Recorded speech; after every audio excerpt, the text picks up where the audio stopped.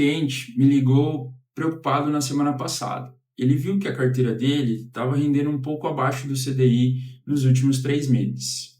E aí foi quando eu sentei novamente com ele e relembrei o plano que a gente colocou em prática. A grande parte da carteira era para os objetivos de curto, médio prazo para ele.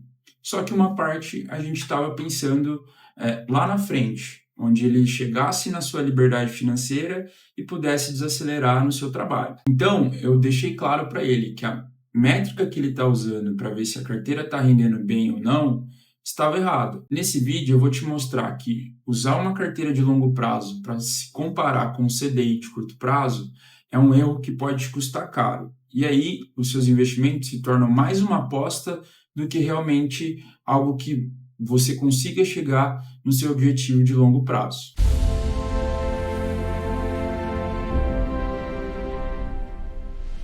Você já deve ter passado por isso.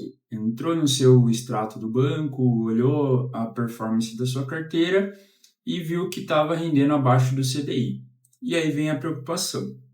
Isso é super normal, até porque o CDI é muito utilizado, os principais bancos mostram ali para você a sua carteira em relação ao CDI. O problema não é você fazer essa comparação. O ponto é que você não viu como fazer uma comparação além do CDI. O CDI, ele basicamente está te mostrando o custo do dinheiro nos dias atuais. Então, se o CDI, igual está hoje, né, em 14,4, mostra que o custo do dinheiro realmente está muito caro. E por isso você quer ter essa rentabilidade mínima de pelo menos o CDI. E tudo bem, se você tem uma carteira pensando no curto prazo, ficar 100% no CDI faz sentido. Mas a partir do momento que você olha a sua carteira e você conseguir separar, pensando que você tem um prazo muito mais longo nos seus investimentos para você conseguir chegar nos seus objetivos, não faz muito sentido ficar pensando somente nessa comparação. E o efeito prático desse erro acaba sendo bem sério. Investidores que comparam o portfólio de longo prazo ao CDI mês a mês acabam tomando decisões de curto prazo com dinheiro de longo prazo. Saem no momento errado e entram no momento errado. E ficam com o pior dos dois mundos, nem a segurança da renda fixa e nem o crescimento de longo prazo. E por que isso acontece? Porque ninguém te ensinou a diferenciar os tipos de dinheiro dentro de uma carteira. Você já desconfiava que ficar olhando o CDI todo dia não te deixava mais rico. E estava certo, toda carteira tem mais de uma função.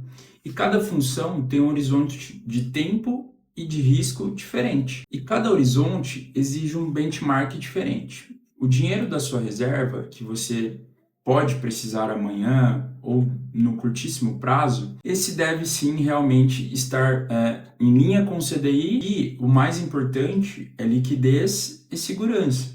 Agora, o dinheiro do objetivo de médio prazo, viagem, entrada de imóvel, troca de carro, esse sim deve ter uma questão de proteção de inflação. Por exemplo, um IPCA+.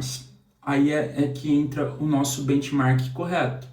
O dinheiro que você vai ter só a utilização em 10, 15 anos, que é pensando numa aposentadoria, uma independência financeira, o benchmark também deve ser na questão do juro real, que é o crescimento acima da inflação. E para chegar lá, ela precisa de ativos que oscilam. Então, o erro não é ter ativos que oscilam na carteira, é não saber qual parte pode oscilar sem afetar sua vida financeira e seus objetivos. Quando você não sabe isso, qualquer queda vira crise e quando você sabe, a mesma queda é só uma parte do caminho. A solução é organizar a carteira por objetivo e horizonte, de forma que a parte que oscila seja exatamente a parte que você não vai precisar tocar em nenhum cenário de curto prazo. Então, como que a gente pode planejar isso? Eu uso 3 camadas com os meus clientes. A camada 1 é a liquidez. Aqui é um pouco polêmico, né? A gente tem a teoria e tem a prática. Na teoria, a gente sempre mantém ali de 6 a 12 meses das despesas fixas para você ter uma tranquilidade. Mas isso vai depender muito da sua modelo de renda, do seu modelo de trabalho, né? Se você é um CLT, se você é um empresário, isso pode mudar também. E aqui é você ter segurança e liquidez, que é você colocar ali em um ativo como um CDB de liquidez diária, um Tesouro Selic. Agora a gente tem a disponibilidade do Tesouro Reserva e tem alguns outros ativos que pode te trazer também uma segurança e uma liquidez legal. A camada 2 é os objetivos de médio prazo. Tudo que tem data em até 5 anos, por exemplo, a gente pode pensar ali em Tesouro IPCA, um título de CDB, por exemplo, atrelado ao IPCA também, sempre trazendo o IPCA como um benchmark, porque aqui a gente tem mais previsibilidade e sabe que está rendendo acima da inflação e a gente consegue se proteger em relação a você conseguir atingir aquele objetivo de médio prazo. E principalmente, né, proteger o poder de compra e chegar na data certa você ter o valor. A terceira camada é a questão do patrimônio de longo prazo, onde aqui o seu dinheiro vai ser usado para cima de 5 anos. A gente coloca ali pelo menos 10, 15 anos pensando nesse prazo para a gente chegar na sua liberdade financeira.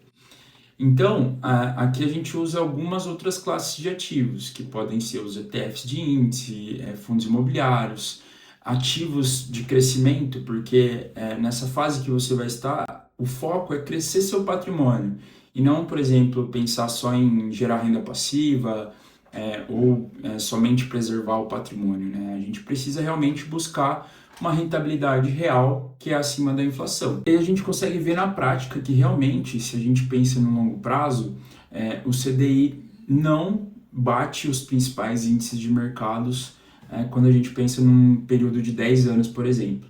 Nesse gráfico que está aparecendo para vocês, mostra exatamente isso. Nos últimos 10 anos, comparando o CDI com os principais índices, e aqui eu peguei o Ibovespa, que é o índice da nossa Bolsa Brasileira, peguei o IMAB5, que é o índice que calcula ali a performance dos títulos do nosso Tesouro Nacional atrelado à inflação, que são as NTNBs, com menos de 5 anos, então bate também o CDI. O IRFM, que é o índice de títulos pré-fixados, com uma média ali de 2 anos, e também rendeu acima do CDI nos últimos 10 anos. E o IFIX, que também bate o CDI e é o índice dos fundos imobiliários. Então, fica claro que se você está pensando em investir no longo prazo, não faz sentido ficar somente no CDI, porque o seu risco aumenta. Aqui vai 3 coisas práticas para você fazer agora. Primeiro, separa seu dinheiro em 3 grupos mentalmente. Qual você precisa estar disponível agora? Qual tem objetivo em até 5 anos? E qual vai ser ali usado só para sua liberdade financeira e para o longo prazo? Essa separação já muda como você lê qualquer oscilação. Segundo, identifique o benchmark certo de cada camada. Liquidez, CDI, médio prazo, IPCA, e longo prazo, o crescimento real no tempo. Se a camada 3 perdeu para o CDI num trimestre, não é o problema, é o comportamento esperado. Terceiro, defina uma frequência de revisão, não de monitoramento diário, mas uma vez por ano ou a cada 6 meses, olhar se a carteira ainda está alinhada com seus objetivos, e aí você faz um monitoramento mais adequado para atingir esses objetivos. E aí você faz um monitoramento muito diferente daquele diário. E aí você também mitiga de você tomar decisões erradas na hora errada. A carteira que oscila não é o problema, foi o que a gente viu aqui. O que você ainda não sabe sobre ela, aí sim pode ser um grande problema. E 3 coisas que você pode levar desse vídeo. Que o CDI é a régua certa para o dinheiro de hoje e não para o daqui 15 anos. Segundo, a oscilação com propósito é estratégia. É dali que você pode tirar um bom rendimento e uma boa performance no longo prazo. Sem propósito é ansiedade na certa. Terceiro, quando a camada 1 e 2 estão intactas, a camada 3 pode oscilar sem afetar a sua vida. Então você se mantém financeiramente saudável, podendo ter um pouco mais de risco para conseguir atingir seus objetivos.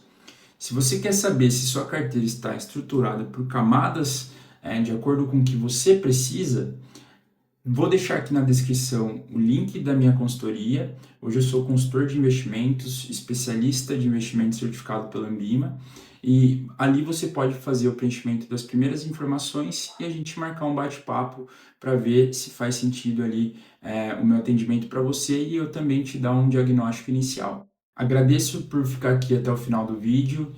Se inscreva aqui no canal para você não perder as próximas análises e até os próximos.